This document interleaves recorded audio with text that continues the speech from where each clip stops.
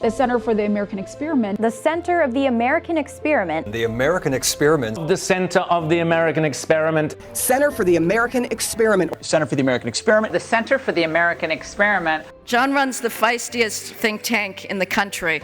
It doesn't just say, oh, please, New York Times, talk about our policy brief number 236. It gets out in the trenches and fights. For more than 30 years, American Experiment has been focused on education, whether that's pushing for school choice, whether that's making sure that families can access the learning environment that's right for them, and whether that's exposing and bringing more transparency and accountability to what's going on in K-12 schools.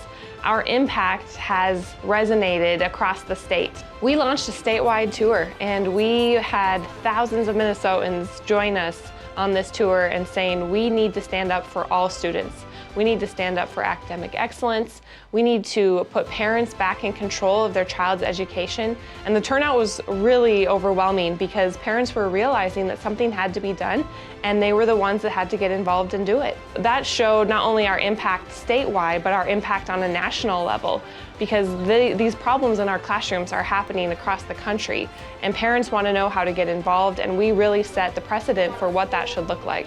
So the tour ended, but our work did not. American Experiment recognizes that we need to continue working with Minnesotans and empowering them to get involved at the grassroots level. And that impact will see itself come through our new C4, the Minnesota Parents Alliance. Through resources, knowledge, training days, Minnesota Parents Alliance will make sure the Minnesota parents have what they need to stand up for all students. For the past 2 years, the center has had tremendous impact in alerting the parents and citizens of Minnesota to what is happening with our proposed new social studies standards. The most recent and really most shocking revelation is that in the final draft of the social studies standards, ethnic studies standards are front and center. These are not included in statute, but ethnic studies is the whole thought world from which critical race theory sprang. This is now coming to a classroom near you. The center is intent on stopping that. I had a piece in the Star Tribune about this. It got a lot of attention now in our most recent Thinking Minnesota, of full-on investigative expose of how this all happened and what people need to do in order to push back against it.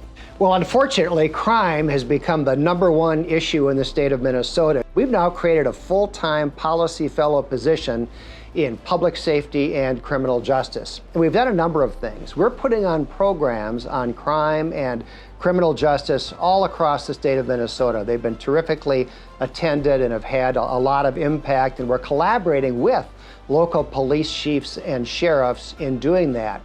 We also have seen that one of the reasons for the crime problem in Minnesota is prosecutors who don't want to prosecute and judges who don't want to sentence.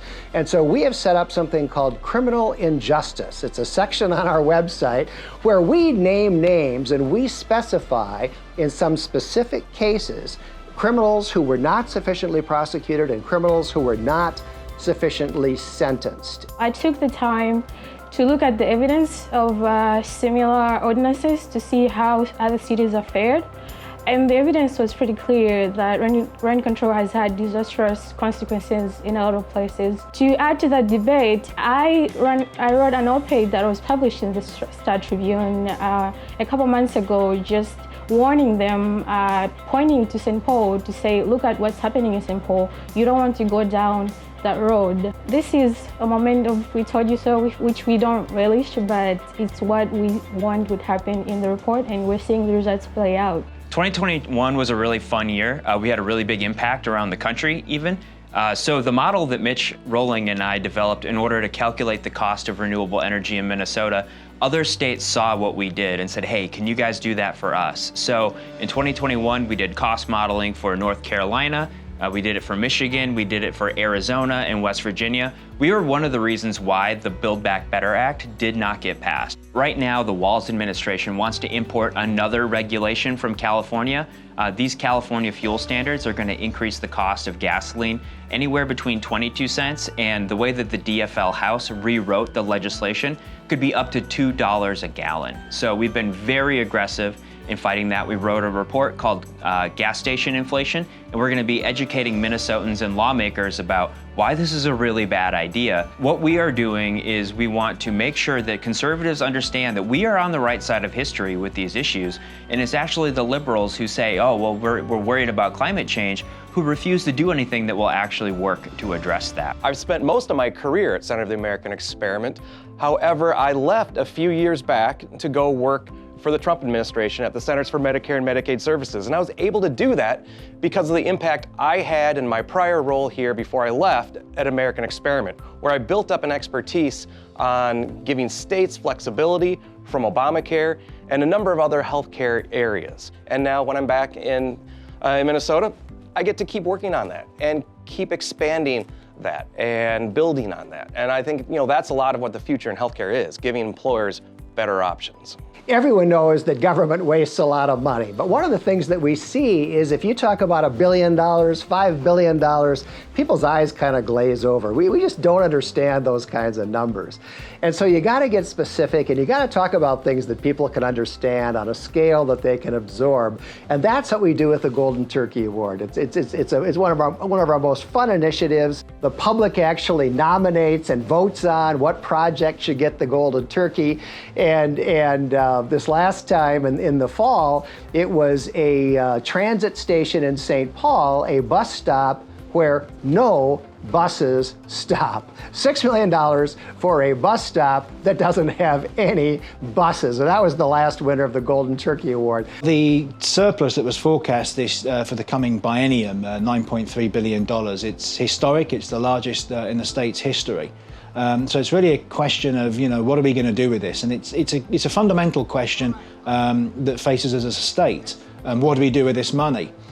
Do we leave it with the government to spend it, or do we leave it with the individuals who earned it to spend as they wish? I start by writing a report. We do a lot of research, crunching numbers, downloading data from official sources, so anybody can go and replicate the work that we do.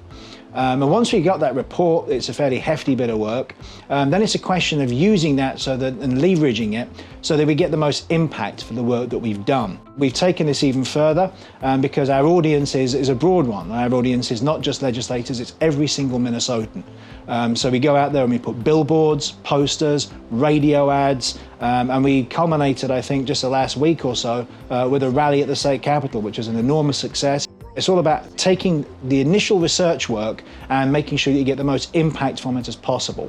And I think we've done a fantastic job with that this year with the Give It Back campaign. It's our surplus. Give it